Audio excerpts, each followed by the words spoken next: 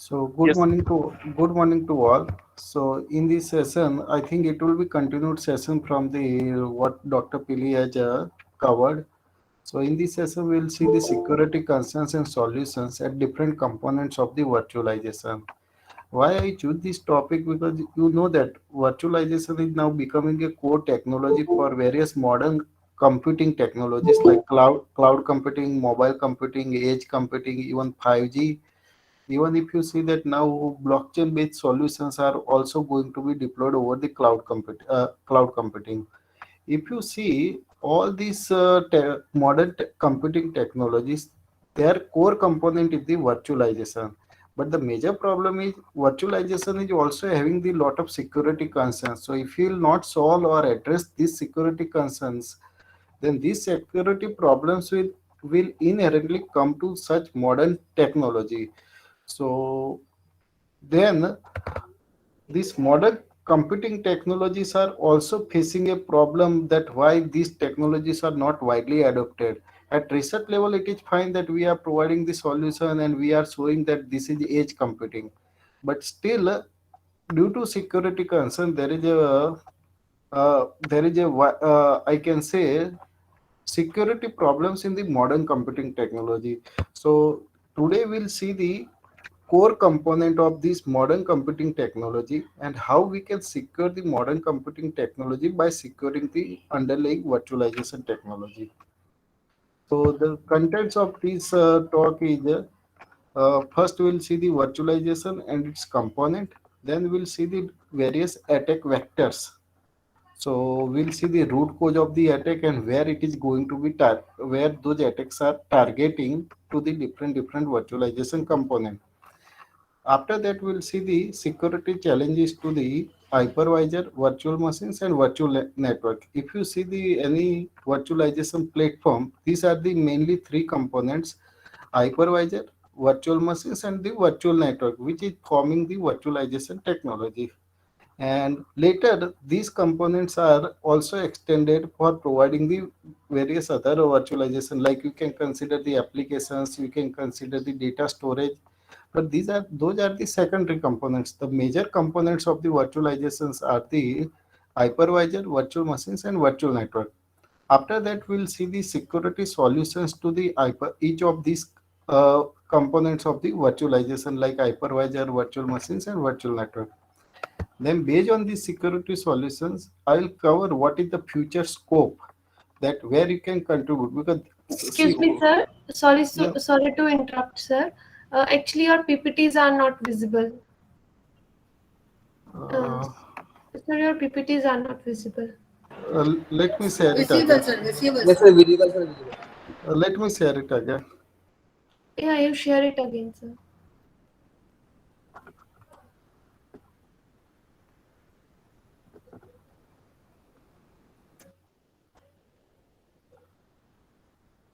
Is it visible or not? Yes, sir, visible. I'm on the Visible, sir. content side. Yeah. Yes, sir. Visible, sir. So based on this security solution, see this virtualization technology is not a new technology. It was, I think, these concepts were started in early 2002, and then from that time, lot of security concerns have been raised, and from that point, lot of security solutions are also given. But still, there is a future scope and requirement. So those requirements we need to fulfill while considering this topic. And at the end, I will summarize my talk. So this is the overall picture of the virtualization and its components. So what virtualization is offering? It is offering the abstraction of the hardware and software resources for running the heterogeneous architecture on the same hardware. If you see our current computer, on computer, what is the structure of the our computer? At the bottom layer, we have the hardware. On the top of hardware, we are installing the kernel or host operating system or operating system. On the top of operating system, we are running the user application. So these are the mainly three layers of the current computer. But in that case, we are able to run only one operating system on the physical hardware. So why we cannot do the resource sharing? Why those hardwares cannot be shared among the multiple OS?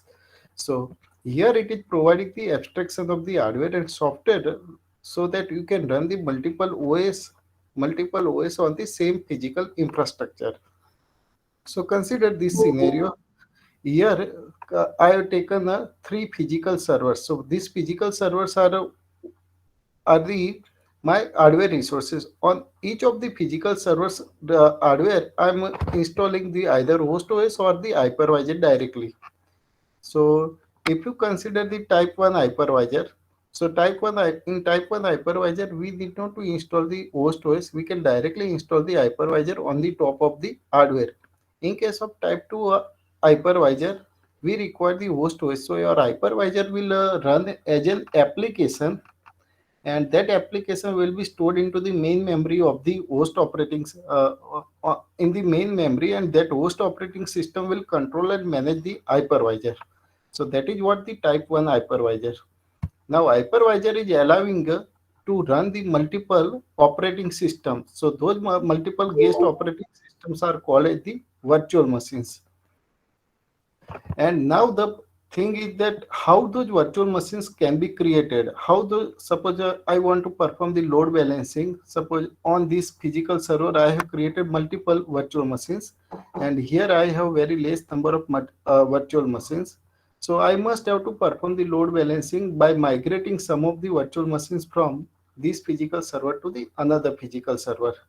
So virtualization is offering the launching of the virtual machines. So suppose consider I want to roll back this virtual machine from this physical server. Suppose this virtual machine is not needed longer. So I can create the copy of that image, and that image I can store into the VM virtual machine repository. Management server is helping to launch this VM repository and loading this VM image on the hypervisor. So here a management server can help to perform the launching of the VMs, managing the all the virtual machines, migrating the virtual machines. And if you see this scenario, that virtualization is having the two ends. One is the front end and second is the back end. At front end side, front end side, the users are allowed to access the virtual machines for running their computing services. At backend side, you have this large infrastructure, and that is called as a distributed and shared architecture. Why it is called as a distributed? If you see here, the hardware resources are distributed among the multiple operating system, and hardware resources will be shared among the VM among the VMs. So from front end point of view, from front end side, you will see that there is only single server, but at backend side, multiple server is there. Multiple servers are there. So from front end side, you will feel that I have large computing power. I have the large computing power, and I can run any task on this type of virtualization. So the major components of the virtualizations are the hypervisor. It can be type 1 or type 2. VM is another component, and virtual network, which is enabling the communication among the virtual machines. So this virtual network will be created by the virtual switch, where all these physical servers are connected by the physical switch, and so this physical switch is connected to the internet, and via internet external users can access the services offered by the virtual machines. Now if you see that here I have given the numbers from 1 to 17. So these are the major 17 attack sources from which different attacks can be possible on the virtualization. So throughout this lecture, I will cover each of the attack and how those attacks can be possible. And under some of the attack, there will be some subcategory attacks are also there. So let me show you that how those 17 attacks are classified. If you see the source of attack can be the hypervisor rootkit. So if a malicious user is inserting the rootkits in the hypervisor, it can perform what? it can violate the integrity of the hypervisor. So here the attacks are classified in terms of these three main components: hypervisor, virtual machine, and virtual network. This is the target for this. These are the target components for performing these 17 attacks. So some other attacks on the hypervisors are if you have the control over the control VM. Now, what is the control VM? If you go back to this slide, here control VM is having the higher privileges for controlling and managing the underlying VMs. So this control VM, see here host operating system and hypervisor are having the control over the underlying user virtual machines. But here it is bare metal OS in type 2 or type 1 hypervisor. In that case, host OS is not there. So all the privileges are given to the control VM to manage and control all the other user VMs. So these user VMs are user VMs access is given to the external user, while control VM is used for managing and controlling the number of virtual machines. So if you see that Gen hypervisor, type 2 hypervisor, type 1 hypervisor is the Gen, and the example for type 2 hypervisor is the KVM. So in case of type 1, in case of type 1 hypervisor, Gen, control VM is called as a DOM 0, while user VMs are called as the DOM U. So from control VM or from remote management interface or from malicious insider, you can perform these three attacks. So this is the source of attack which can compromise the underlying VMs, because as I said that control VM can have access and read write access to the other user VMs, so it can compromise the other user VMs. It can perform the direct memory attack on the hypervisor. It can perform the direct memory attack on the hypervisor because control VM or management interface or malicious insiders are having the access to the hypervisor. If it is able to perform the attacks, then it can create n number of VMs. So it can affect to the management of the number of VMs. So this is kind of like DOS attack. So, if you give a task to the management interface to manage the suppose 3 or 4 virtual machines, it can be easily managed. But Hello, if sir. you okay, Sorry to disturb you, sir. Sir, I have a small query. Can I ask, sir? yeah, please. Sir, actually, in case of the VMM1, we directly install the hypervisor over a hardware. Yes. Sir, is any interface or anything available because there is no host OS concept available? So how Yeah. basically we directly install the hypervisor? How basically we can install the hypervisor over the hardware? Actually, I just briefly, please, sir. see if you see that both are the software component. If you consider the host OS is what our traditional operating system. That is also one of the software component which you are installing is what it will be in the or secondary storage. From secondary storage, you are bringing it to the main memory and directly you are running on the hardware. That is about the our traditional operating system. Hypervisor is also one of the kind this type 1 hypervisor is one of the kind of software which you can directly run in the main memory of this particular physical server, and that is creating the control VM. So this control VM is what which is whatever host is doing here in type 2, same work can is done by the control VM. But this is not here. If you see that host OS is in between hypervisor and the hardware, there is here there is no host OS. So control VM is controlling and managing the underlying VMs. So if you experiment it with the VMware EXSI platform or Gen platform, so uh, here it will provide the suppose if I am installing the Gen, it will give me the command line user interface. Through command line user interface, I can perform all these activities. But here, in case of type 2, I can perform all the activities through command line interface as well as the GUI. Thank you, sir. Yeah. So this is one of the source of the attack to the hypervisor. another source of attack to the hypervisor is the virtual machines. So if virtual machines are gaining the control over the hypervisor, then it can perform the different attacks like code injection to the hypervisor, VM to hypervisor escape. VM to hypervisor access means what? User VMs are having the least privileges, and hypervisor is having the higher privileges. So here, if VM is compromising the hypervisor, it can have full control over the hypervisor, and if it will have full control over the hypervisor, it can perform various attacks on the other VMs. So these are the main sources. Even if you see the other hypervisor, see if hypervisor is not trusted, and if you are launching your VM from the trusted hypervisor to the another hypervisor, then that hypervisor can affect the working of the virtual machine. And third one is the VM user. So a VM user can launch the rough VM, or we can say that malicious VM, which can control the other VMs. So I will cover all these attacks in the details in later slides.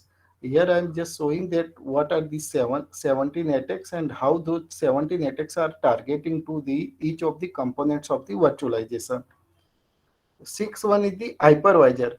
Now here hypervisor, then management interface, malicious insider, control VM can affect the working of the running virtual machine.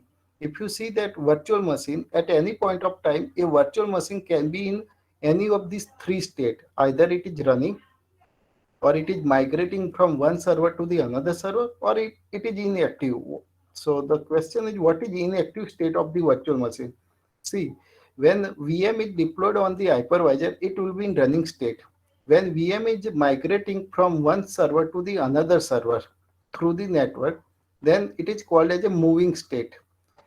Inactive state means what? Suppose, see, this VM is not used by, so its instance will be released, and VM image will be rolled back to the VM repository. So the VM images which are in the repository, which are not currently running, are called as the VM inactive state. So this is what the VM inactive state. In all these state, different attacks can be possible from the different source of attacks. So these are the sources of the attacks. This is the state of the particular component, and if you see, the hypervisor will be always in running state, and virtual network will always will be in the running state. But virtual machine will have the three states: the running state, moving state, and the inactive state. Now kernel rootkits or kernel or hypervisor management interface can affect the working of the running state of the virtual machines. So I will cover all these attacks. Co-hosted VMs can affect the working of the running state of the VM. But moving state, when a virtual machine is migrating from one server to the another server, at that time we need to consider the network layer attacks, because image is also one of the kind of data. So how to secure data when a virtual machine is migrating from one server to the another server? So those are the security concerns where when VM is migrating from one server to the another server. So there we need to consider the network related attack, and source is the network. Source will be the network to perform such attacks. When VM is in inactive state, so means what? It is stored into the repository. So the repository related security concerns will be there. So if malicious VM repository user is there, if you are not offering the proper access control to the repository, then that VM repository user can launch that VM in the, I can say, that close box, and it can see the confidential information of that VM image. Then through networks, during launching time, network attacks can be possible on the inactive state. Hypervisor can affect the inactive state of the VM, and virtual machines can be affected. And at virtual network, we need to consider the classical network attacks and the virtual network attacks, and those attacks can be performed over the network. So these are the total 17 sources through which these are the attacks can be possible on these components of the virtual machine. So this is the taxonomy. This is the proper taxonomy of the attacks on the virtualization. So all these attacks should be considered when you are considering the security solutions to the virtualization. And if these security concerns are addressed, then we can say that now our modern computing technologies are secured. So now I will cover security challenges to the each of the components. So first component I will take as a hypervisor. So hypervisor is considering what? Hypervisor is composed of hypervisor core, management interface or privilege DOM, then KEMU, which is the emulation, and the guest VM. So if you see the hypervisor core, what it is doing, it controls the execution of VMs by providing the hardware abstraction. That is the core component of the hypervisor. It performs what? CPU scheduling, memory partitioning for the VMs running on the hardware device. If you see that VM is not, see, although we are saying that a virtual machine is operating system, but on host operating system, if you see any computer component, the computer component is composed of what? Secondary storage, main memory, and the CPU. So CPU is accessing main memory to run any program. So here this VM is running on the hardware device, that is the main memory. So this VM is considered as a process for the host operating system. A VM is considered as a process in the host operating system, and that is stored into the main memory of the host operating system. On the host server. Hypervisor management interface carries all the management action of the VM. So what kind of action it is taking? It is performing the launching, it is enabling the security options in the VM. So the VMs will be managed and controlled by the hypervisor management interface, and it will have the same privileges like the hypervisor. If you see this interface between management server to the hypervisor, so hypervisor management interface is having the same access rights that like the hypervisor. If you consider the type 1 hypervisor, in which control VM is considered as a hypervisor management interface, and control VM has special rights to access the IO resources. Control VM has a special rights to access the IO resources. So this resource allocation to the other user VMs will be done through this management interface. If you consider the type 2 hypervisor, then there is a trusted process on the host OS which is performing the tasks which are performed by the control VM in case of the type 1 hypervisor. KEMU provides the device emulation. So your processor will be emulated for each of the VMs. So KEMU provides the device emulation, and that is considered as a large attack surface. Earlier, before the Gen 3.3, KEMU was within the Gen, but later, due to this large attack surface, the KEMU is moved outside of the DOM 0 and placed in the stub domain for the each guest OS. While KVM relies entirely on the KEMU for the device emulation. So each of the hypervisor is containing this KEMU for the device emulation. And if a hypervisor is compromised, suppose if you see all these things, hypervisor is having the higher privileges to control and manage all the underlying VMs. So if hypervisor is compromised, it will give full control of all the underlying VMs. But it is not an easy task for an attacker to compromise the hypervisor, because nowadays they are providing the access control, but although access controls are having the weakness, so here it will require the root privileges for an attacker. Attacker will require the root privileges to compromise the hypervisor and to take full control of the underlying VMs. So the most general way to attack a virtual environment is to gain access of the hypervisor. So if an attacker is gaining the access of the hypervisor, then we can say that it will have the very high severity. But at the same time, it is not so easy to gain the access of the hypervisor.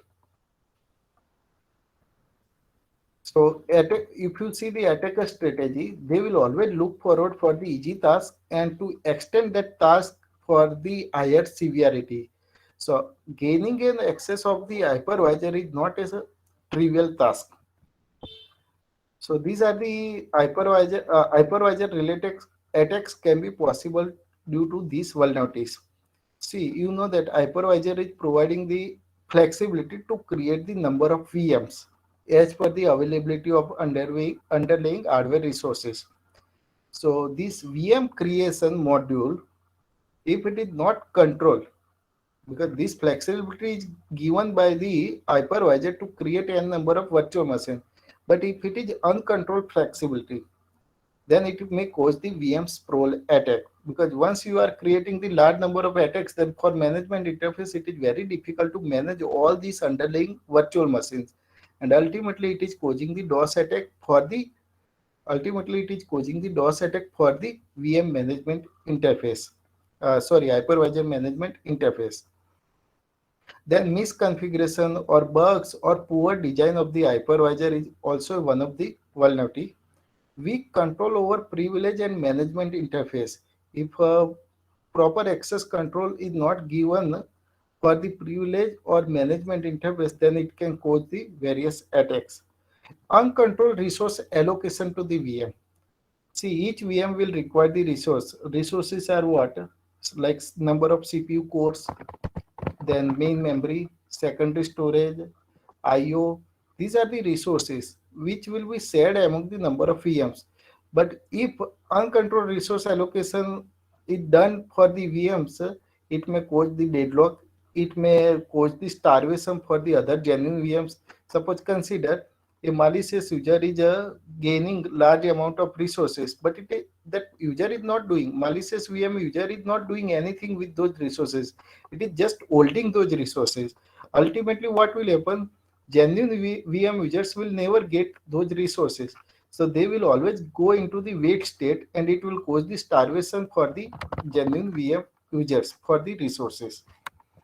So this is the threat model for the hypervisor. If you see here I have considered the attack sources. Here I have considered the attack sources and here I have considered the target component at the risk. And at downside, if you say that hypervisor is highly trusted while launching channel is slightly trusted.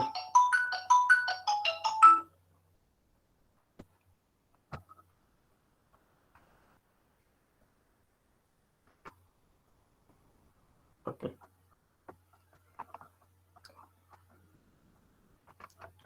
Yeah. So if you see that from bottom to top, if you go that trust level is decreasing. Trust level is decreasing. Why? Due to the privileges are given.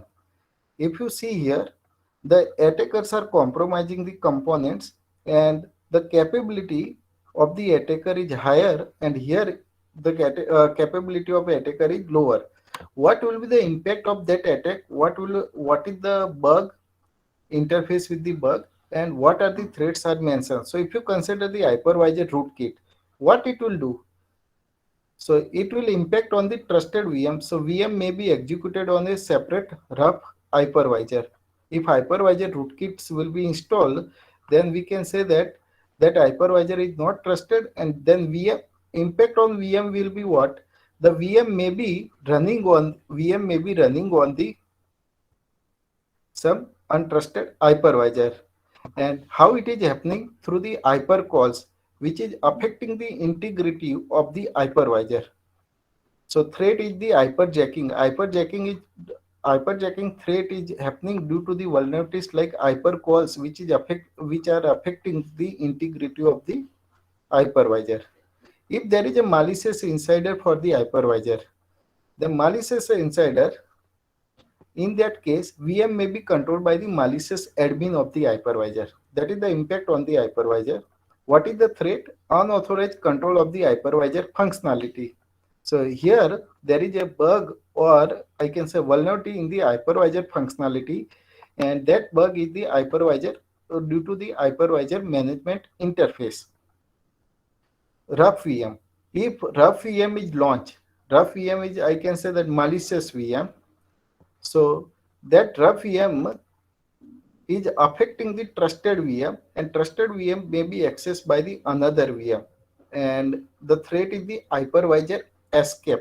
Hypervisor escape means there is a still we are saying that there is a isolation between the hypervisor and the virtual machines. Virtual machines are having the least privileges while hypervisor is having the higher privileges. But still, a VM can escape from this isolation and it can go to the it can take full control over the other VMs. Similarly, hypervisor in the network. So VM may be accessed by the network attackers.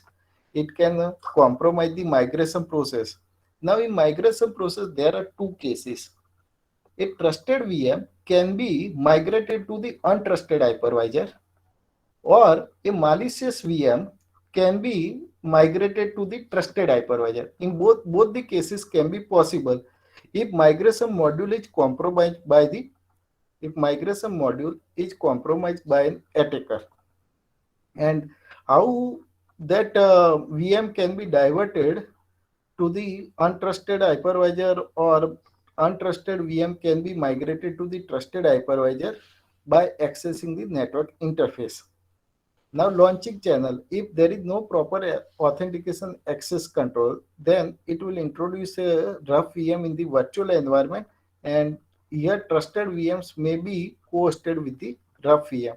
So here rough VM can gain control over the trusted VM, and then it can perform the various attacks. So these are the threats to the hypervisor.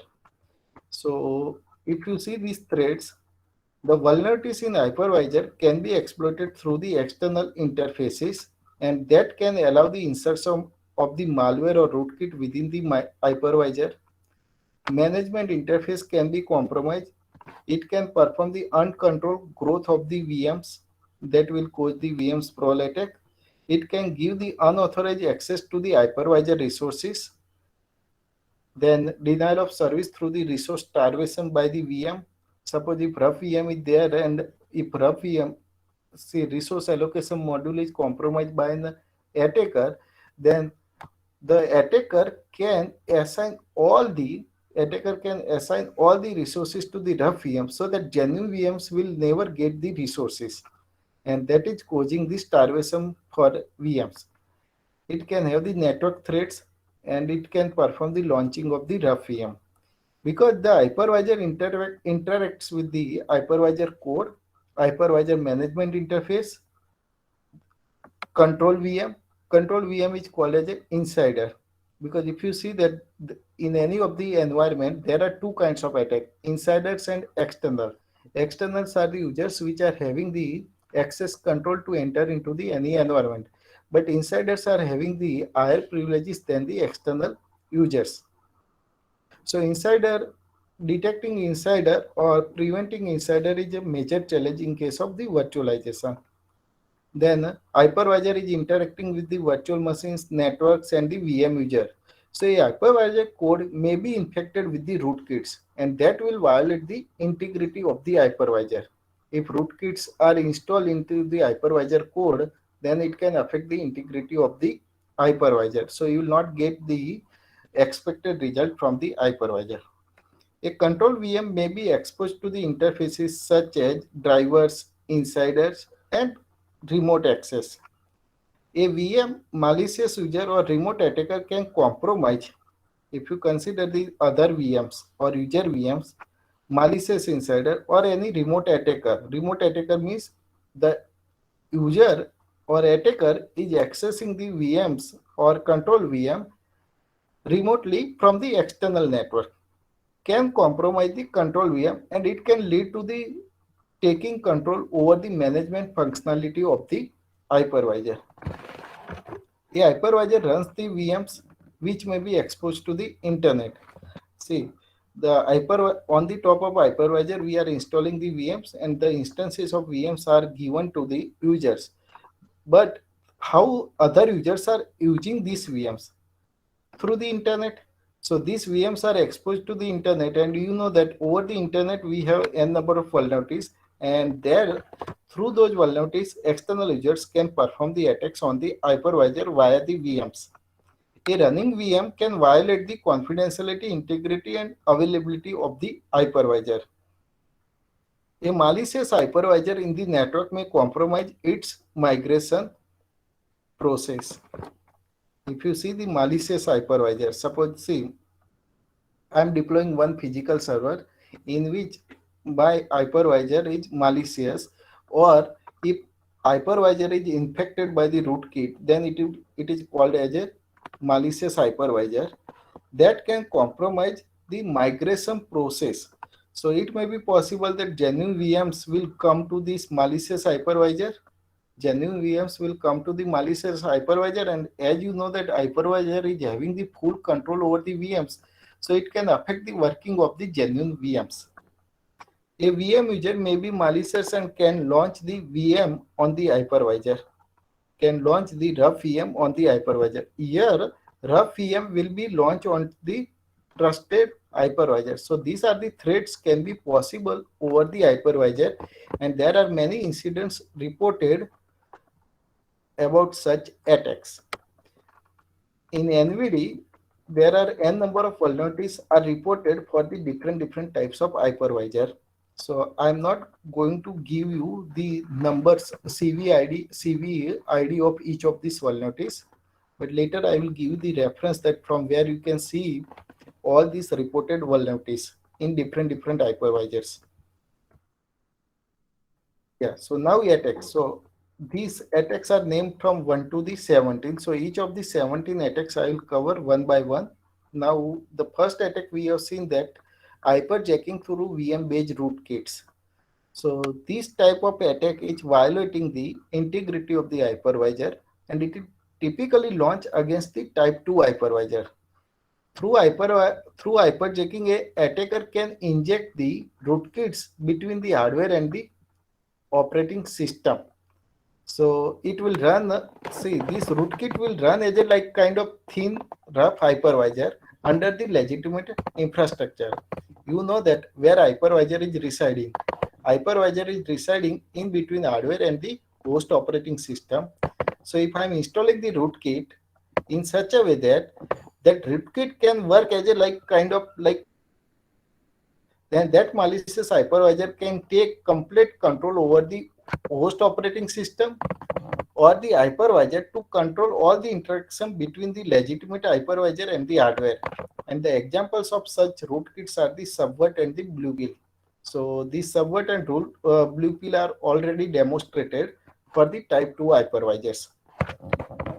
Then second type of attack is the attacks from the compromised management interface or malicious insider. If you see that whatever hypervisor is having the privileges, same privileges are given to the management interface, which is managing and controlling the underlying VMs.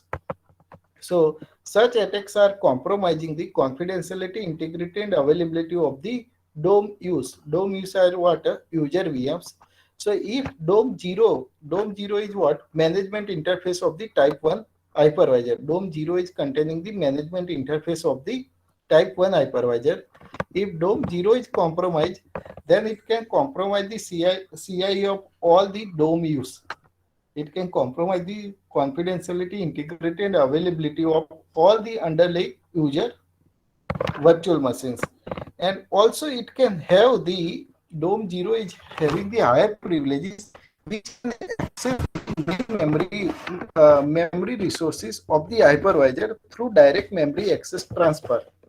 So here direct memory access attack can possible. So if it, you know that if DOM 0 is compromised, it can affect the integrity of the hypervisor by modifying the code of hypervisor in the main memory. Because hypervisor is also one of the process which is running in the main memory of the hardware resources. So if hypervisor code is accessed by the DOM 0, then DOM 0 can affect the integrity of the main memory by performing the DMA transfer, or DOM 0 can insert the rootkit in the process of the hypervisor. So your hypervisor code can be affected by the DOM 0, and once it is affected, then DOM 0 can take full control over the hypervisor and it can affect the working of the other virtual machines. So if the physical memory address of the hypervisor is known to the DOM0, then it can perform read-write data structure, of the hypervisor. Yeah, so to perform the direct memory access attack, the major challenge is that DOM0 need to know the physical address of the hypervisor. Because if you see that on hardware, if you consider I have suppose 32 GB RAM, in that 32 GB RAM, I don't know where my hypervisor process is running. So I must need to know its base value and limit value of that hypervisor, that where this particular process is running. It is very difficult to identify, but once it is identified, then attacker can override the parts of the main memory to insert the rootkits in the hypervisor code itself. Then see, this management interface is having the VM creation module. So because for providing the flexibility in VM creation as per the number of users request, the management interface is creating the number of VMs. But it may be possible that if this DOM0 is compromised, then an attacker can create large number of VMs without knowing that how many requests are coming from the genuine user side. So if large number of VMs are created, for management interface, it is difficult to manage and control this large number of user VMs, and that is causing the VM sprawl attack. Now attacks from VMs to the hypervisor. So code execution on the hypervisor. A malicious VM user can modify the arbitrary heap memory of the hypervisor and can perform the arbitrary code execution on the hypervisor. VM to hypervisor escape. As there is poor isolation between the hypervisor and VM, a VM can be escape from VM layer to the hypervisor. Hypervisor crash.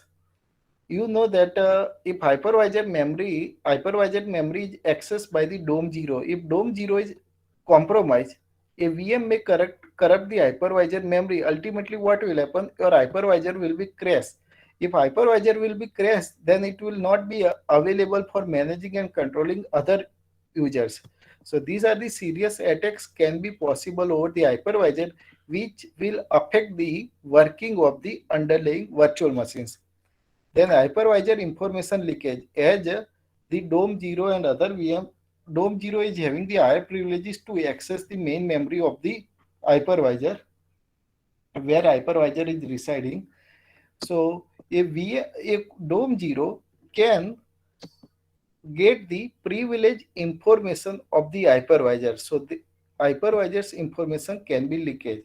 Then resource starvation. Resource starvation will be happen through the uncontrolled resource allocation to the VMs. That already I have covered.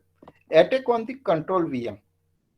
So this control once the hypervisor is compromised by inserting the rootkits in the hypervisor, then rootkits can perform that rootkits will allow an attacker to perform the attacks on the control VM. Again, it can allow an attacker to jump from one VM to the another VM to perform the attacks. So that type of attack on the other VMs through the control VM is called as the VM hopping attack.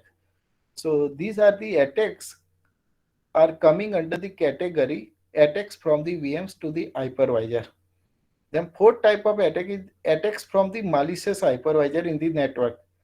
So if VM migration module in the hypervisor, if VM migration module is compromised, then from malicious hypervisor, various attacks can be possible. Then launching a rough VM in the virtualization, a malicious VM user may launch a malware-infected VM image on a trusted hypervisor. See, VM migration module is affected or compromised by an attacker. So if malicious VM user is there, he or she may launch a malware-infected VM image on the trusted hypervisor. So if malware-infected VM image is there in the virtual environment, then that malware can break this isolation between VMs and the hypervisor, and it can affect the working of the hypervisor. Now we'll see the security challenges to the virtual machines, because see, Performing an attack on the hypervisor is very difficult task for an attacker because hypervisor is running at the higher privileges. But once the attacks are performed, once attacker is gaining the control over hypervisor, then its impact will be very high. But here, taking the control over VM is very trivial task because see, I can take the instance of VM, and by taking the instance of VM, I can perform the different attack.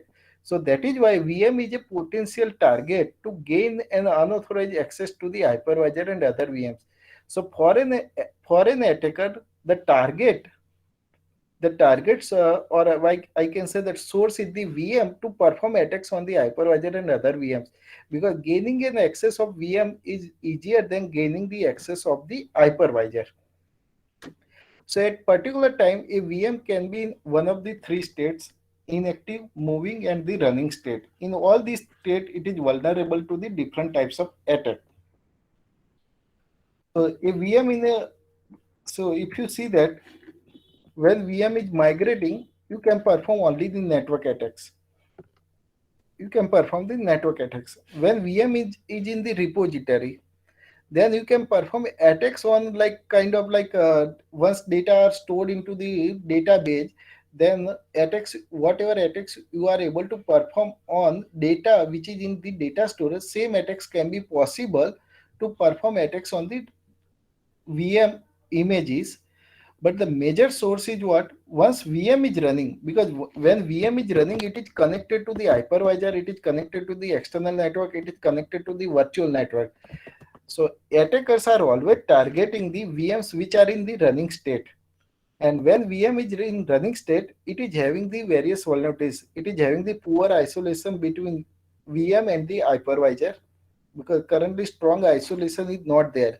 And it is not, I can say, vulnerability, it is also flexibility. If you provide the full isolation between VM and hypervisor, then hypervisor will not be able to manage the resources of the virtual machines, because vice versa is also true. If poor isolation is there, then VM can have the control over the hypervisor. So we need to find out the balance between the interfacing between VM and hypervisor. At same time, proper isolation should also be there. So for this, we'll require the proper access control. But when you have the poor access control over the management interface, the malicious insider can take control over the management interface, and we have seen that in type 1 hypervisor management interface is within the DOM 0. So if a malicious insider is taking control over this management interface, then he can perform various attacks on the hypervisor and underlying VMs. Then uncontrolled VM rollback. So this attack I will cover later. This is the one of the vulnerability. Default state of the new VMs. Suppose consider Amazon is providing the container-based security. So over the period of time when VM is running, over the period of time it is scanning the that particular VM, and it is performing the patching, or it is performing the security measures. But once the VM will be brought into the default state, whatever security patching we have done or whatever security solutions we have installed while during the running time of the VM, all this will be removed and VM will go to the default state. And during the default state of the VM, it will have all the ports open, so it will leave n number of vulnerabilities. If you are running a VM with the default state means what? It's all the ports will be open, it will have n number of vulnerabilities. And that is also helping an attacker to perform the attacks. Poor isolation for the shared resources, because if you see that VM repository itself, it is shared among the number of users. Suppose if I am the virtual machine owner, I can store my newly created VM image within same repository where other users are also storing. And if such VM images are accessed by the other users, they can get my confidential information of the VM. They can get my passwords, they can see my data contents within that VM image. And VM is also running on the networks. If you see that the network, that is the virtual network which is created for allowing the communication among the VMs. So the network itself is having the n number of vulnerabilities, so attacker can take control over those VMs. So the threat model for the running state of VM is the hypervisor can perform the hypercalls and they can take full control over the VMs on that physical server. If you see the control VM, the source is the control VM. So reachability for this attacker is that all the VMs on the hypervisor can affect the confidentiality, integrity, and availability of all these VMs if control VM is compromised. And how control VM can be compromised?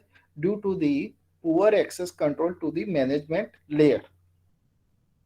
Then if VM kernel, operating system kernels are having the bugs in the kernel data structure or system calls, then whatever application, benign applications you are running on that VM, if you are running the benign application on that VM, if you see the legacy application, when legacy applications you are running on any operating system, it will generate the system call to the kernel and kernel is sending the return address. But legacy applications are not checking what is the return value. So return value can be anything.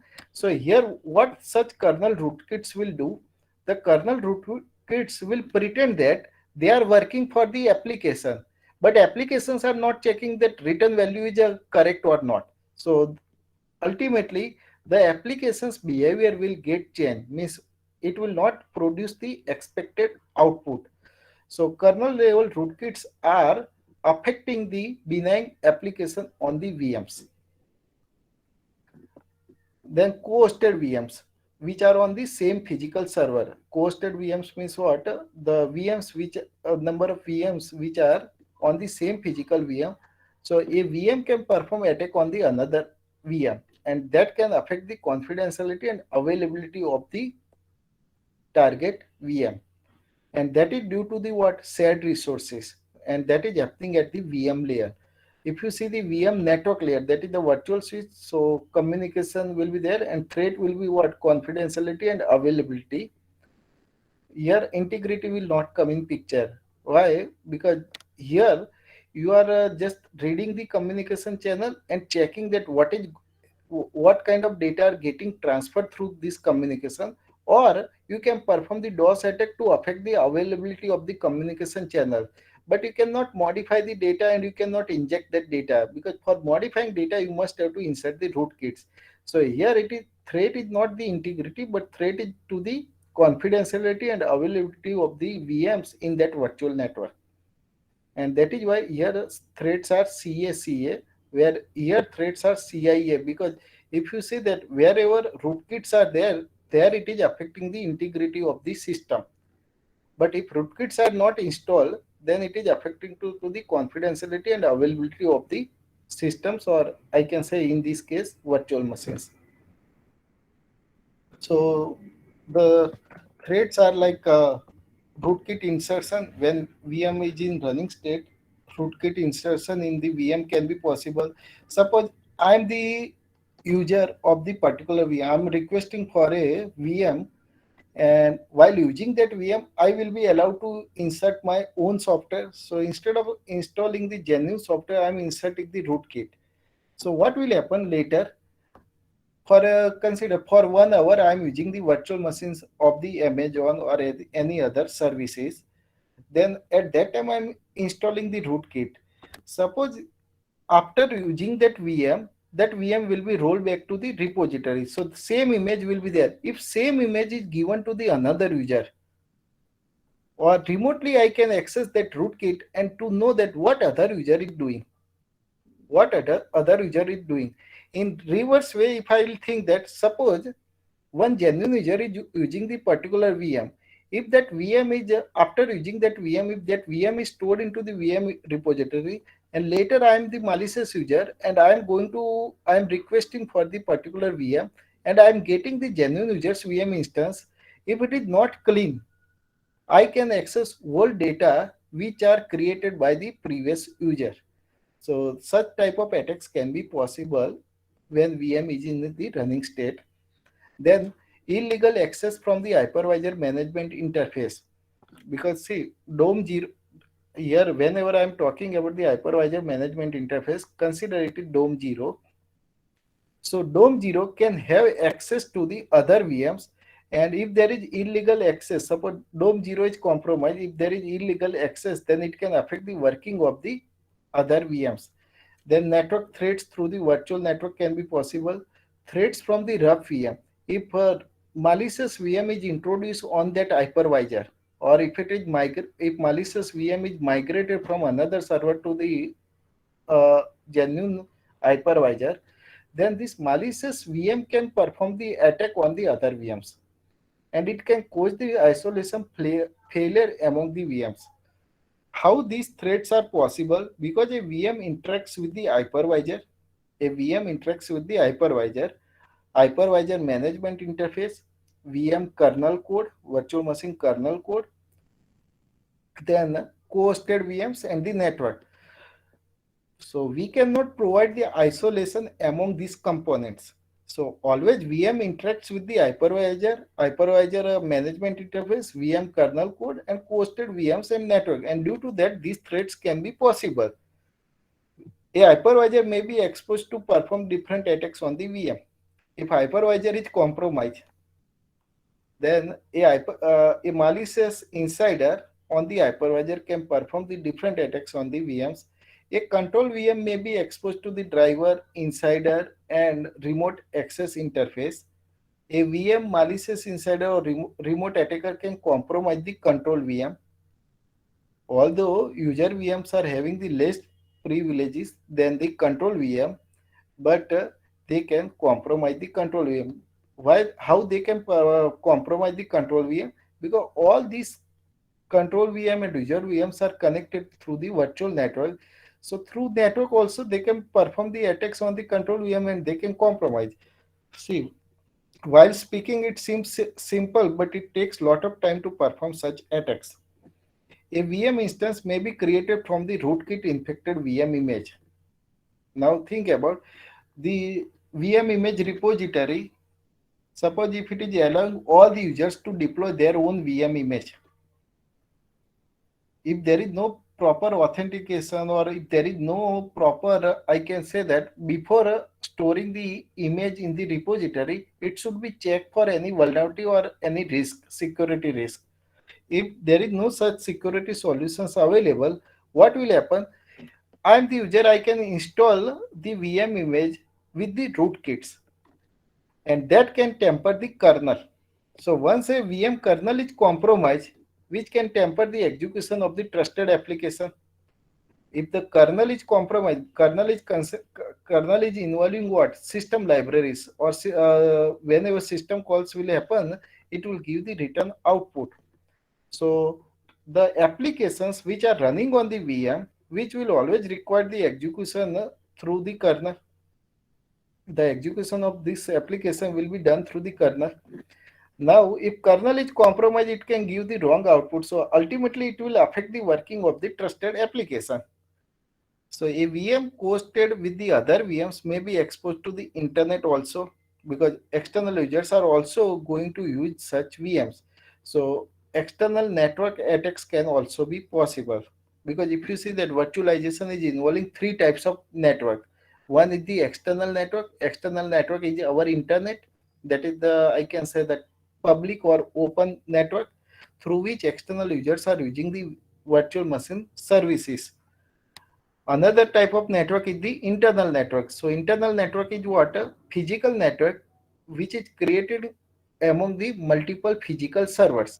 Third type of network is the virtual network, which is created within the server for allowing the communication among the virtual machines. A hosted VM can perform the different attacks on the other VMs that share the underlying resources.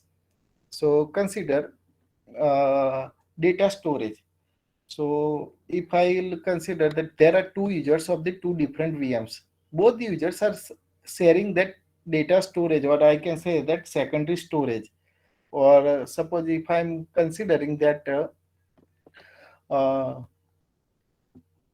shared storage service, then all the VMs will store their data on same storage, So ultimately, what will happen? The VM can access the other VM's data if proper access control and authentic authorization is not given.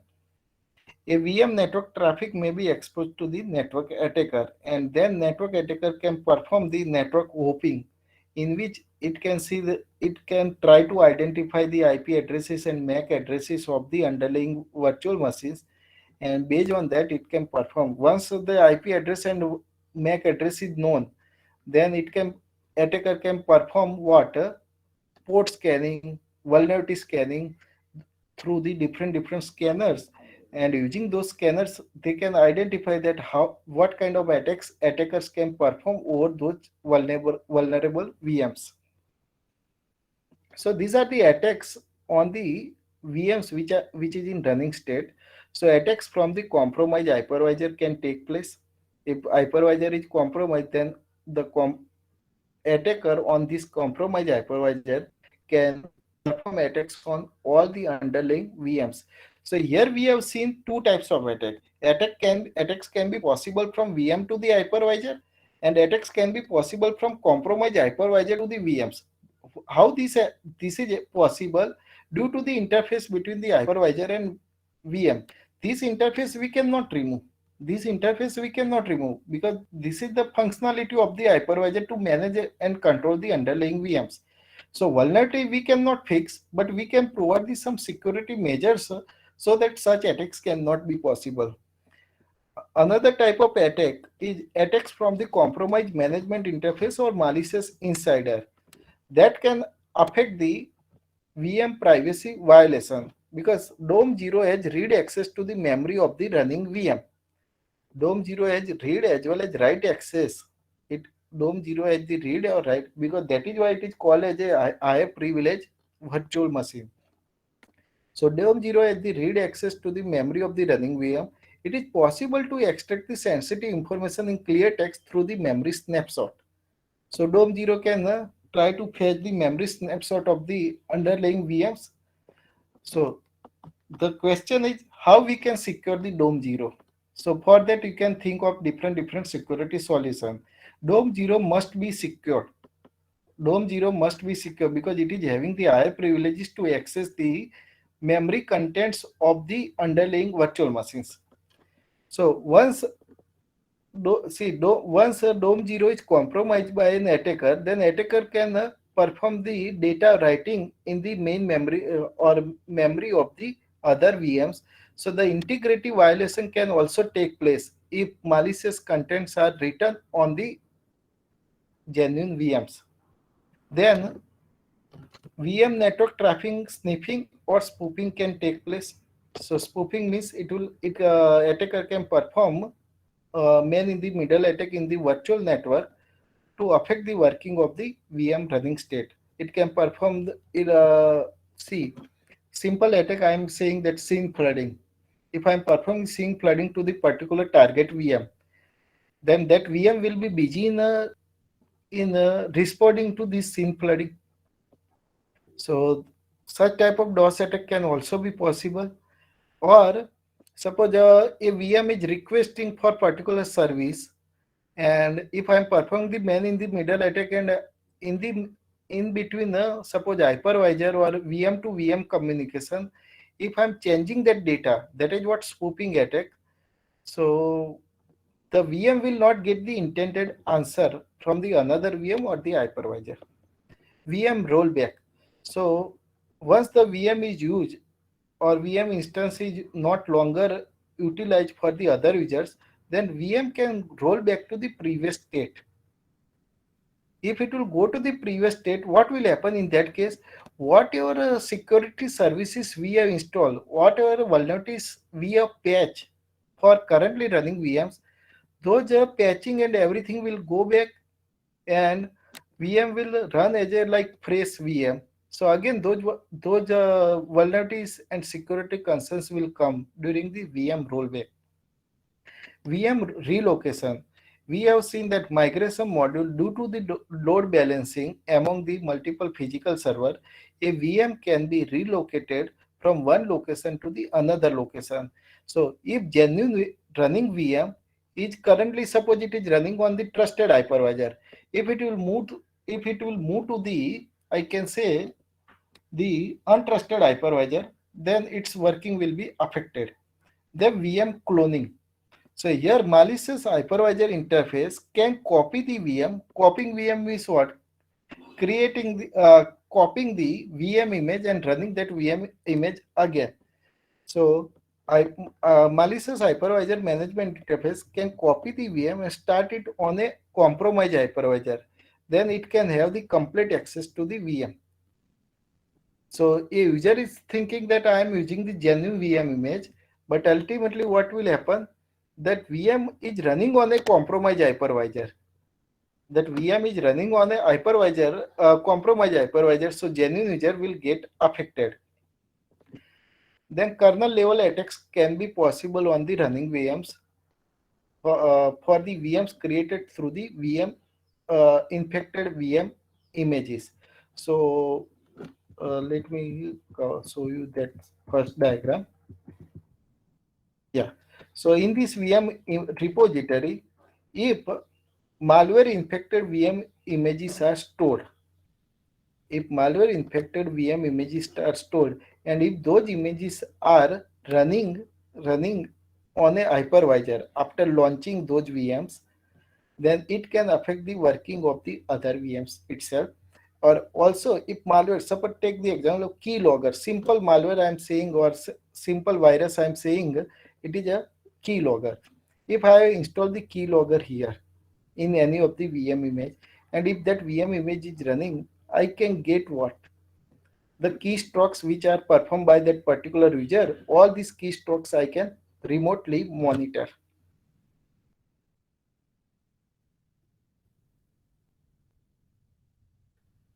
So under the kernel level attacks, there are kernel rootkits. So kernel rootkits are allowing to gain administrative privileges and can tamper the VM kernel. Ego attack. So here in ego attack, what is happening? If malicious kernel is there, so malicious kernel in a VM, which will make an application to act against its interest by communicating with it. Generally, if you see that any application or a application is just a program, that program will be brought into the main memory, and that program will be called as a process, and that process is running. When that process is running, it is requesting kernel for the through the system call to get the system oriented services. But here, if your kernel is malicious and legacy applications are not checking the return value of those system calls, so ultimately you are running the application, but you are not getting the getting the expected behavior of that application. So that is what ego attack. So hypervisor to the application tampering. So the applications which are running on a VM which can be tampered through the hypervisor. Another attack on the VM running state is the illegal access from the co-hosted VM. So here I am not talking about the DOM 0, but other co-hosted VMs can perform the VM side channel attack by monitoring their CPU utilization, by monitoring their memory utilization. So remotely you can monitor the CPU utilization, memory utilization, and based on that you can perform the VM side channel attack. VM cover channel attacks, which will transfer the confidential information of the hosted VMs, and it will violate the specified security policies. There is one another attack, row hammer attack, which is allowing an attacker to gain the kernel privileges of the same VM. See, the VM owner is the different, the VM instance user is the different. So here user role is to do what? To gain the kernel privileges of that VM. So later that suppose that VM instance is used by the another user, then using these privileges, earlier user can insert the rootkits to this VM which is currently being used by the another user. So such attacks can be possible on the VM running state, and as VMs are connected to the virtual network, so classical, or I can say traditional network attacks can be possible, like DOS attacks, scanning, spoofing, various traditional network attacks can be possible. Now we'll see the security challenges to the VMs on migrating state. So VM live migration, which is important for the load balancing or during hardware maintenance, we need to migrate all the VMs which are running on current physical server to the other server so that you can perform the scheduled hardware maintenance. But when you are migrating the VM, so this migration will take place over the network. So at that time, network sniffing or malicious code injection can take place on the, because see, you are migrating what? Data only over the network. So if MITM attack, man in the middle attack will happen, then this migration traffic can be eavesdropped and which will result into the leakage of the current state of the running application and the sensitive information. So consider currently my VM is running and it is having the certain state. And if I'm migrating to the another hypervisor, it should start from that state only.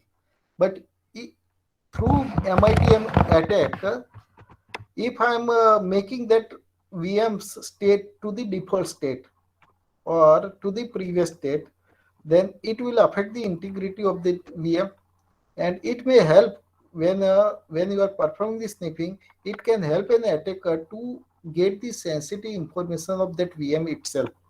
So it is possible to modify the VM contents and to inject the rootkits in VM code. So currently consider on trusted hypervisor, my VM is running fine. But when I'm migrating that VM, it may be possible that attacker is inserting the rootkits in that VM code, and ultimately what will happen on another server, that VM may not work properly. Ultimately, it is affecting the quality of the service. Now, VM in active state. So on VM migrating state, network attacks can be possible. No any other attacks can be considered because this migration is taking place over the network. So there are two ways to secure such VMs. Either you can secure the network or you can secure this data while transferring.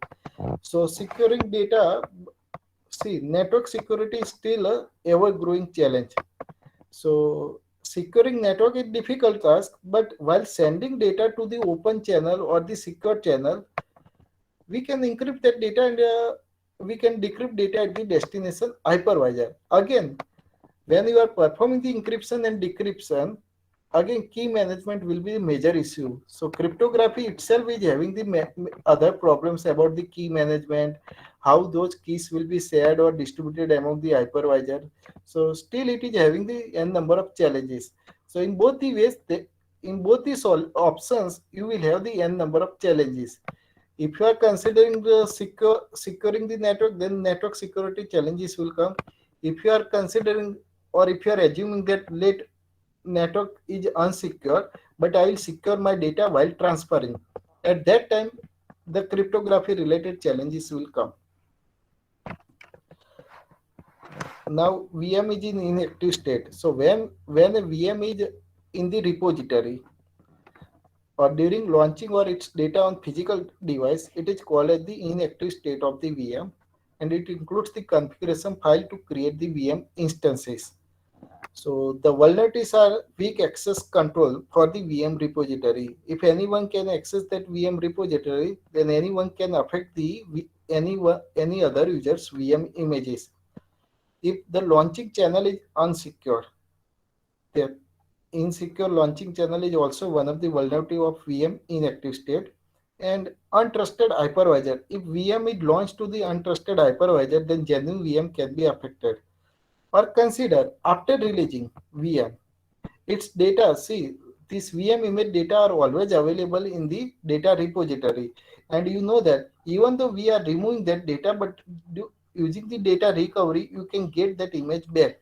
So presence of data will be always there on physical device, even though you are removing that VM image.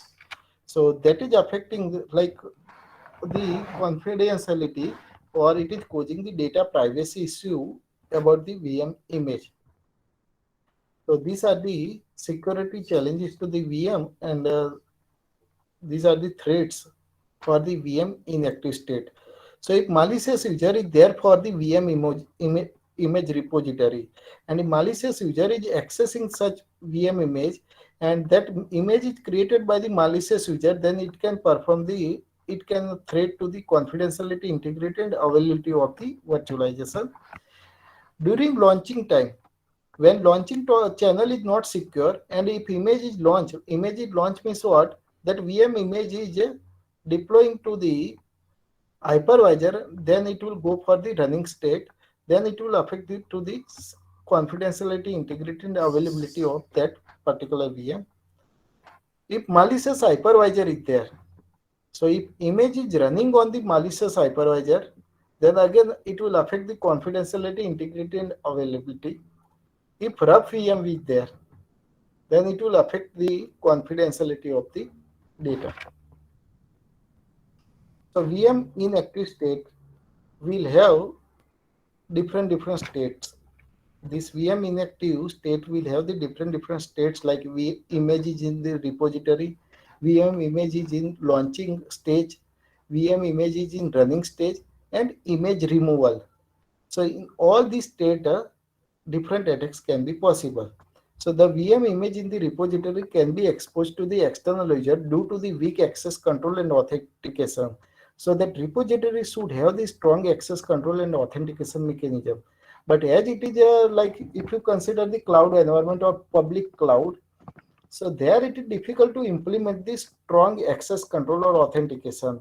Even though you are applying the strong access control or authentication, there will be always a backdoor channels or phishing attack can be possible to gain the access or authentication rights of the genuine users. So it is difficult to apply the strong access control and authentication at the public network level. The VM image launching channel may be exposed to the network where an attacker can perform the MITM attack. A VM image may be launched to an untrusted hypervisor. If it is launched to the untrusted hypervisor, then hypervisor can affect the working of that VM. Once the VM image is removed from the virtualization platform, its hardware can be given to the another VM. So consider a new user of the VM is the malicious. Suppose, see, VM image is removed from the virtualization platform, and its hardware, whatever hardwares are assigned to that VM image, which can be given to the another VM. Now consider new user of that VM is the malicious, who can violate the confidentiality of removed VM data. Whatever data you have removed, that data can be seen by the new malicious user. In addition, outdated software and known vulnerabilities of VM image can be exploited. So if there are outdated software are there in the VM image, so the vulnerabilities related to the outdated software can be exploited by an attacker. Now we'll see the attacks on the VM which is in inactive state. So attacks on VM image contents can happen. So once a VM is created from the image, the outdated software and known vulnerabilities can be exploited by an attacker through other VMs on virtual network.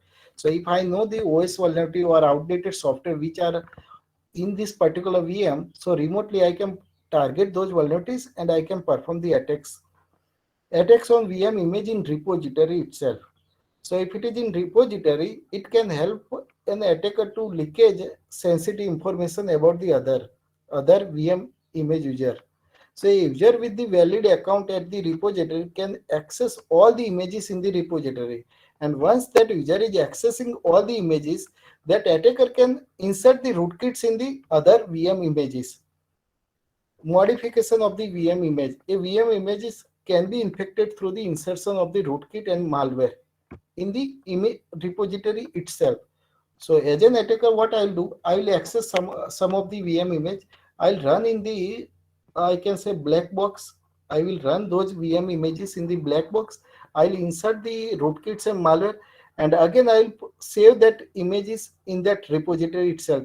So my now new VM images are the malware infected or rootkit infected, and once such rootkit infected will be uploaded on over the hypervisor, what will happen? It can affect the working of the other VMs. So malware infected image upload. So that is due to the lack of the proper access control. And VM image sprawl. So that is due to the uncontrolled growth of the VM images. If I'm running a large number of VM images, and if migration module is not migration, launching module is compromised by an attacker, then attacker can run multiple VM images on same hardware. Ultimately, management interface of the virtualization will be exhausted, and that will cause the DOS attack for the genuine users. MITM attack on the VM agent, so that during the launching of the VM image over the network, man in the middle attack can be possible. Attack on the VM image at the destination hypervisor. So once a VM image is launched on the untrusted hypervisor, then attack on VM image itself can take place. And VM data remanence attack. So once I can say VM image data removed from the VM repository, you know that physical presence of data will be there on that device. So an attacker can try to recover that data and can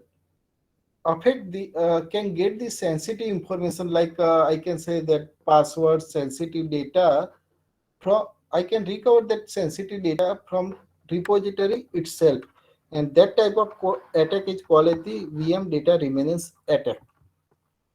Now we'll see the virtual network. Ultimately, you know that to secure the network, we have mainly solutions like what, firewall or IDS, IPS or IDPS. But nowadays, software-defined network is also helping. So network virtualization is allowing you to create and run multiple independent virtual networks. And virtual networks need to be configured dynamically.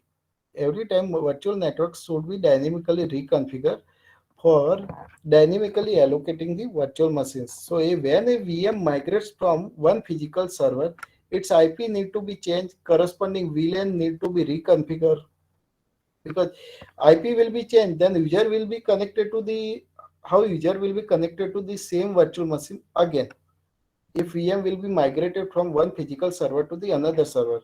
So here software defined network can help, which can make such network reconfiguration easy by separating the control functions of the network switch and places in the centralized control plane. So all these configuration related things will be in the control plane of that software defined network. So it helps to control the data plane of the network switches and the router. The sharing of the network infrastructure increases the vulnerability in DNS server, DHCP, IP, ARP protocol.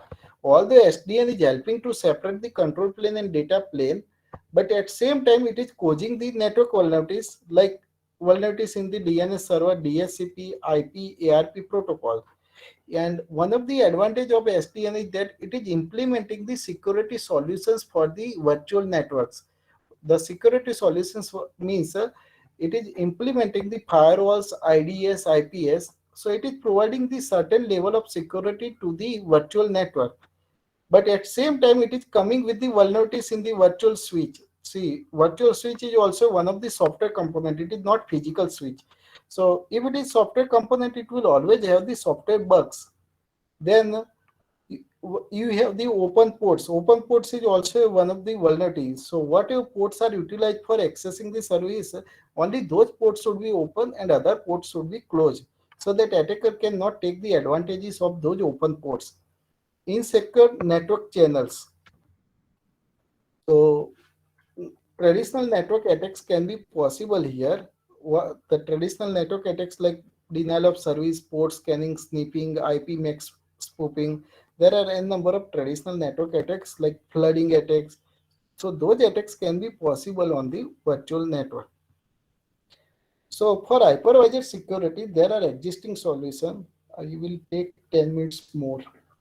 It is already 12:30. Yeah. So for hypervisor security, what you can do, you know that rootkits can be installed on the hypervisor by the malicious user that we have seen. So we should have integrity checking agent within the hypervisor, so that every time it should, or periodically it should perform the integrity checking of the hypervisor. If integrity of hypervisor is affected by the rootkits, then it should generate the alert to the security admin or security service. So ultimately, based on this, there are many proposals are available, but still the problem with this, how to secure the integrity checking agent. Again, integrity checking is one of the module within that particular software component. So integrity checking should also be secure. That is the requirement. Still, it is having the challenge to the existing works. Securing hypervisor from the compromised management interface or malicious insider. Take the example of DOM 0 is compromised. So that we have seen. So hypervisor needs to be protected from the management interface, which can be either compromised by a VM or accessed by a malicious insider. So what you can do, disaggregate the management interface. So management related functionalities, you can disaggregate from the hypervisor. The management related functionalities should be within only DOM 0. It should not access the hypervisor. Only whatever access related functionalities are required, only those functionalities you should put in the DOM 0 for accessing the hypervisor. Logging and auditing. So you should always perform logging of the each of the activity and auditing from the management interface. Whatever management interface is putting request or queries to the hypervisor, all these queries should be logged and audit to detect any malicious access. So these are the solutions currently existing, and based on that various proposals are there, but still further requirements are there, and that can be considered as a future scope. Securing hypervisor from rough VM. So if rough VM is there, so you should always restrict the any illegal access to the hardware or hypervisor code from a VM. So here we need to make isolation between VMs and hypervisor little bit stronger. So you need to provide the strong isolation to the hypervisor resources from the VMs, or you can run the VMs in the isolated execution environment. So these are the solutions for the hypervisor security. Securing hypervisor from the network or the other hypervisors. So during migration, before migrating a VM from one hypervisor to the another hypervisor, its trust level should be considered. Now, how to run the trust level? So already trusted platform modules are there, or you can consider the tiny hypervisor through which you can find out the trust level of the particular hypervisor. Securing hypervisor from the malicious VM user. So secure hypervisor from an untrusted launch of the VM image. So consider now hypervisors are trusted, but launch of if there is untrusted launch of VM image, if VM is at the higher security risk, we should not launch that image on the trusted hypervisor. Means ultimately what it is saying that before launching the VM on the hypervisor, that VM should go for the vulnerability analysis and its security risk level should be analyzed. For securing the virtual machine, the existing solutions are performing what? Security of VM. In case of security of VM in running state, they are trying to protect the VMs from the compromised or untrusted hypervisor. So there they are providing they are separating the hypervisor functionality, and they are planning to they are attempting to put a proper access control at the VM level, protecting VMs from the compromised management interface. So like memory access will be given, but at that time they are putting the access control and root level privileges to access the VM memory. Securing VM from the kernel level rootkit, protecting the trusted application from the untrusted kernel. So every time that output from the kernel should be analyzed, and then it should be given fed to the application. Protecting VMs from the rough VM or co-hosted VM. So again, see, this virtualization environment is called as a shared resource environment. So it is difficult to protect the VMs from the rough or co-hosted VM. So again, when VM to VM interaction is happening, at that time you have to provide the proper access control or authentication. Security of VM in inactive state. So you must have to secure the VM images from the outdated software or known vulnerabilities. So whenever VM image will be created, at that time you can run the patching. You first analyze the existing vulnerability, perform the patching, and then whatever ports are open, close those ports if those ports are not utilized. So whenever you are running or launching the VM, the VM should have the less security risk. So risk analysis of the VM is required before launching the VM to the hypervisor. But the problem is, if you perform such security measurements before launching the VM, then the response time for a user will be very high. Because suppose a user is requesting for a particular VM, but our management module will perform such scanning and patching and identifying the risk level of VM, and then it is launching, then it is causing the overhead at the virtualization infrastructure layer. So we need to balance between both overhead, reducing overhead, at same time security should be offered. Securing VM image from MITM attack or destination hypervisor. So here you can consider the secure channel like transferring data through SSH or through HTTPS protocols. So such SSH based connections will help to offer the security at certain level. But again, we cannot say that it is providing the complete security. Securing VM image data from data remnants attack. So once the VM image is removed, then its physical presence of data should also be removed so that data recovery cannot take place. For virtual network security, we have the different solutions like SDN, virtual firewalls are there, IDS, IPS is there, intrusion detection prevention systems are also there. So these are the traditional security solutions, but these security solutions are also facing the problem which I will cover the later.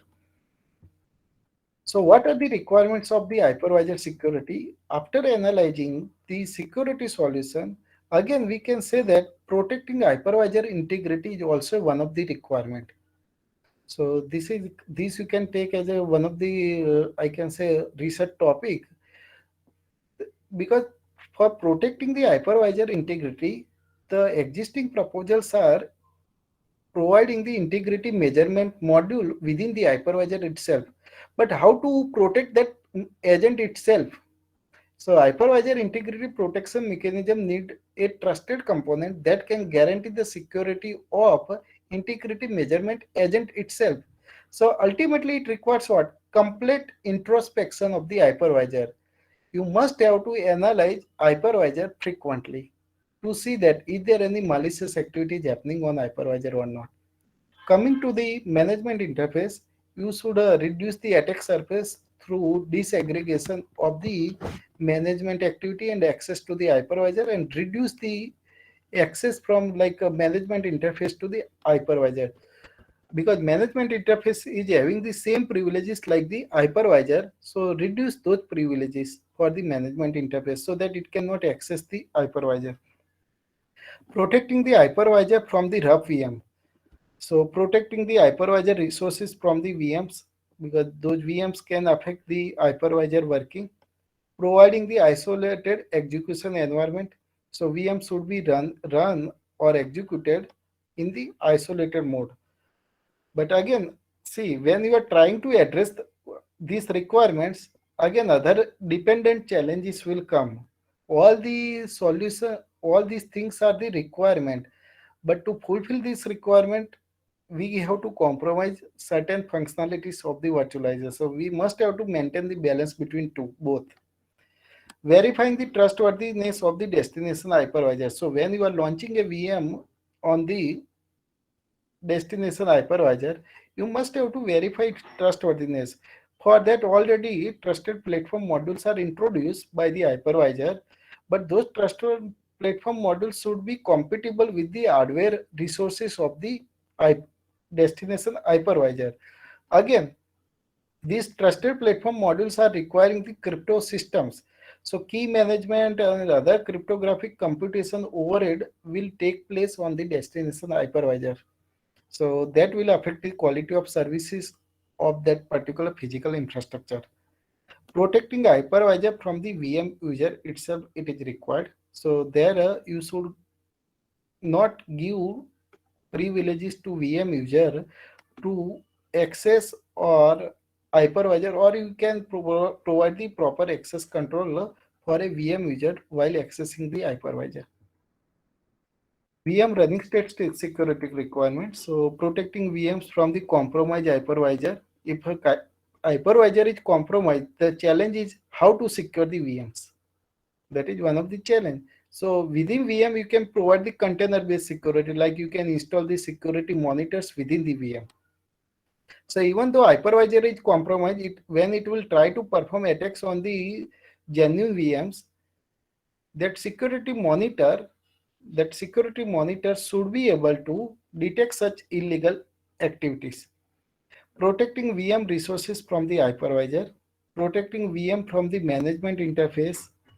So you can restrict the illegal VM operation at the management interface. But the major challenge is that when DOM 0 is trying to access the VM, so DOM 0 is performing the various activities on the user VMs for managing and controlling. How to differentiate the privileged and unprivileged VM operations. That is also a challenge. Then protecting VM kernel. So you require the like malware detection tools within the VM, or like I can say that antivirus tools, that is there any software component is affecting my VM kernel or not. So for that VM introspection frameworks are already deployed, but still it requires further work to reduce the overhead. Some solutions are considering a isolated security solution. So they are not putting the security solutions within the VM, but they are creating the secure VMs. The role of secure VMs is to offer the security services to the user VMs. So all the security consideration will be take place by the handled by the secure VM, and early detection of such rootkits are required. So if these such rootkits, kernel rootkits are not detected at the early stage, it may affect to the other VMs in same network environment. Providing an isolated execution environment for the application. So application need to be protected from the untrusted kernel, hypervisor and physical access. Secure resource sharing. So here again, it requires the proper access control. VM in inactive state, that is in repository. So always your VMs should be updated. Updated means software updates, patching. So whenever image is in repository, all the VMs should be updated so that outdated softwares or known vulnerabilities will not come in the virtualization environment when such VMs will be launched. Securing image in repository, so restrict the image read. So again, access control will be there, that to whom we should provide the read access, write access. Improving, so ultimately you have to improve the access control policy for accessing the image repository. Securing image in transit, for that you need to see that how to secure the images when it is transferring from VM image repository to the hardware. Verifying the trustworthiness of hypervisor. Again, you have to come up with the better crypto systems and key management to define the trustworthiness of the hypervisor. If hypervisor is not trusted, so you know that trust is very subjective word. So to define the trustworthiness is also very difficult. So you must have to see the behavior of that hypervisor over the period of time, and based on that also you can derive the trustworthiness of that hypervisor, and based on that trust level of the hypervisor, you can migrate the images or VMs to the such trusted hypervisors. And once the image is removed from the repository, its data should be destroyed. So these are the requirements for the VM inactive state security. Virtual network security requirements. Although SDN secures the virtual network through IDS, IPS, DIDS, such security solutions are available with the SDN, but it reveals a technique to control and operate the virtual network. Because see, IDS and IPS are working based on what?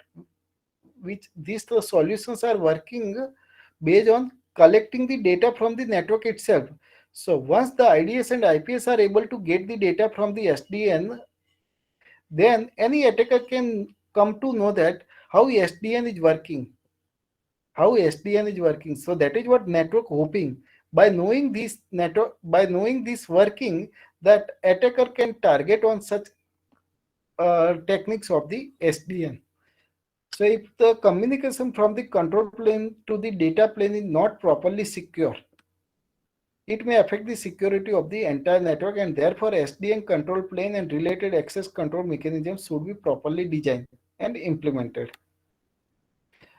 And another problem with the virtual network security requirement, as you know that there are n number of virtual machines you can put. So if you are putting the IDS, you can put at the virtual switch, you can put at the hypervisor or physical switch. Here you will require the distributed intrusion detection system.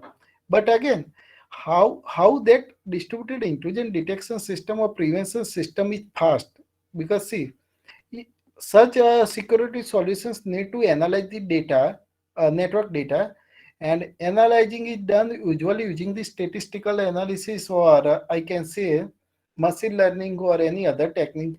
Now, these techniques are not computationally efficient to cope up with the large scale computing environment. This is the large scale network environment.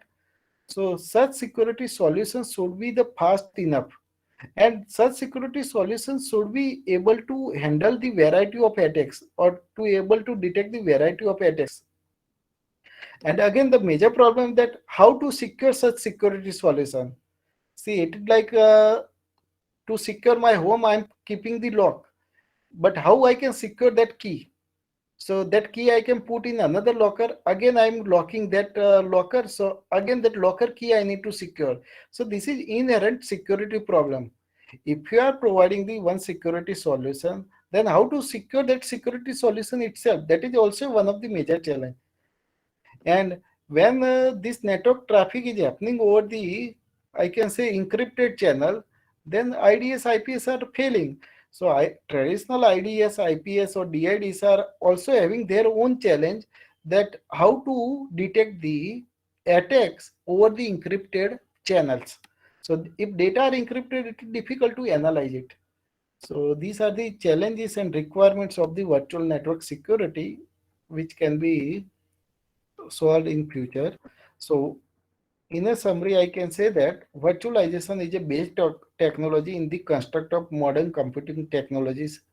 In 5G, if you consider the NFV, SDN, or suppose now blockchain is also going to be deployed over the cloud resources or virtualized resources.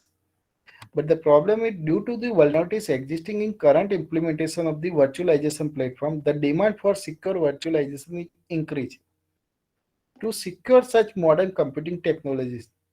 So the vulnerabilities, threats, and attacks at different components of virtualization inherently pose these several security and privacy concerns in modern computing technology. So there is a need of an advanced security models or better access control mechanisms and crypto algorithms that can target different level of security for each of the components of the virtualization. So still there is a lot of scope for addressing the virtualization security challenges, and to make it a platform for the delivery of secure and trusted computing technologies in future. So this whole survey we have published in the ACM Computing Survey. So you can refer this paper, and in this paper you will get the where such attacks are happen really, and how each of these vulnerabilities are reported for what type of hypervisors. There are different types of hypervisors with different versions. So all the versions are not containing all the types of vulnerabilities. So in this paper we have pinpointed that which vulnerabilities is available in which type of hypervisor. So a detailed survey you can see in this paper. And this work, this exhaustive survey we did as a part of one of the our funded project. Yeah, thank you. So if you have any question, you can ask me. Dear participants, So if you have any question, you can quickly ask. sorry for taking 20 minutes extra. Oh, that's fine, sir. That's fine. Detailed description definitely need more time. So, and it was really a very detailed description of all the security part and solution also related to the virtualization. Because yesterday, Pilli sir has actually discussed about the virtualization, and I am also working in cloud area, so I understand virtualization is one of the main pillar of in a technology of cloud computing. So it's very much important for everyone to understand that if we are going to do forensics, what are the possible security challenges, vulnerabilities, and what are the possible solutions. So, any quick So question actually, from the security participant? challenges are there.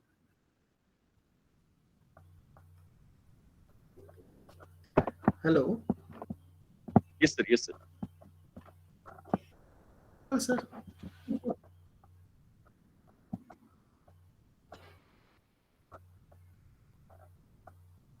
Hello. Yes, sir. Yes, sir. Okay, I'm facing internet issue, I think. Yeah, my network is unstable. Is there any question from audience? Yes, sir. I am checking for some of the question. Um,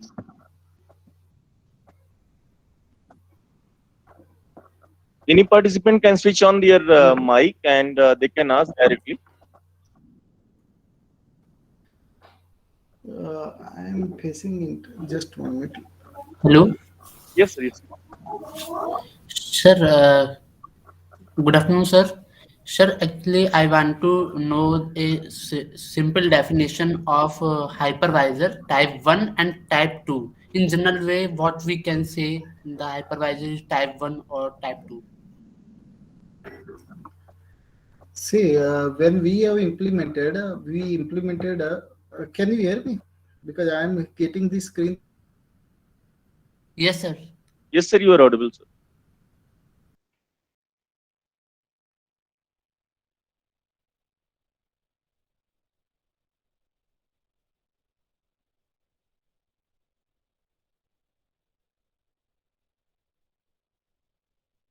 Yatindra? Yes, sir. Yeah. Yeah. So you were asking about the hypervisor, right? Yes, sir. What was your question? Sir, my question is, I want to know the simple definition about hypervisor types. Like we can say in general way, type 1 is this and type 2 hypervisor is this. Yeah, I mean, I can refer you the documents, but yeah, hypervisor type 1, in that we have virtualization layer directly on top of the. I think Modi sir has joined, so he will reply. Yes, yes. Sir. I was facing internet. So, what was the question? Sir, he's asking about the type 1 and type 2 hypervisor. So, what is the basic difference, and he want to know what is it? See, I can consider that in terms of in context of security, I can say that type 1 is more secure than the type 2, because type 2 is also having the host operating system, and current host operating system, if you say take any Linux or Windows operating system, which are also having their own vulnerabilities. So these vulnerabilities are also inherently coming to the virtualization platform. While in type 1 hypervisor, type 1 hypervisor is directly deployed on the hardware. So this hypervisor is a code. So only thing is that security problem is what the hypervisor codes should be properly designed so that it should not leave any vulnerabilities. So this is the from security context. From implementation point of view, already I have discussed implementation, and if you want to experience with practically, then we have tested KVM, that is the type 2 hypervisor, at that time we were implementing the Eucalyptus framework, and currently we are installing. We have installed the VMware EXSA platform, that is the Type 1 hypervisor, and which is helping to perform the proper management of the VMs. Okay, sir. Thank you, sir. So Yatindra, I will you share can the consider document it. also. Yeah. Okay, sir. Thank you, sir.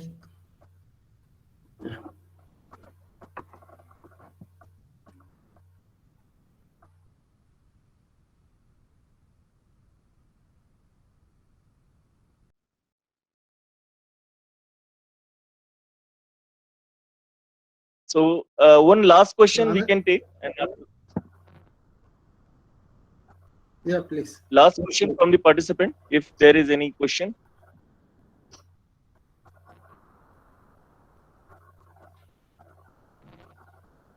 Okay, thank you, Modi sir. Thank you for your time and for this detailed description Yeah. of security attacks solutions about the virtualization. Yeah. Thank you for inviting me. Thank you, sir. Thank you, sir. Yeah. Thank you. Thank you.